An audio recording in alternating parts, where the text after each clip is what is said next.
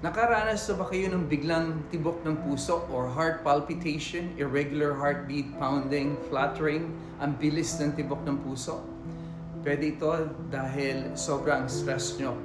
High anxiety, stress, dehydration, tapos nagpa-fasting, lack of sleep. Sobrang daming dahilan pero very common ang anxiety or stress.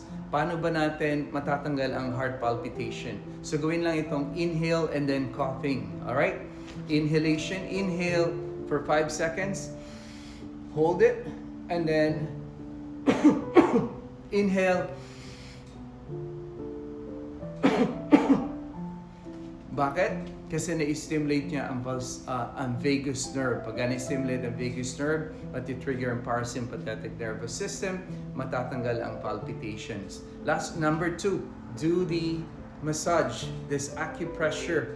So 3 fingers, below that, right here, you massage this point. Acupressure for 3 minutes massage, and then combine it with relaxation. Inhale, slow, and close your eyes like that. 3 minutes. Alright? And that's how you can eliminate heart palpitation. Pag hindi nawawala ang heart palpitation, consult your doctor. Alright? And like and share the video.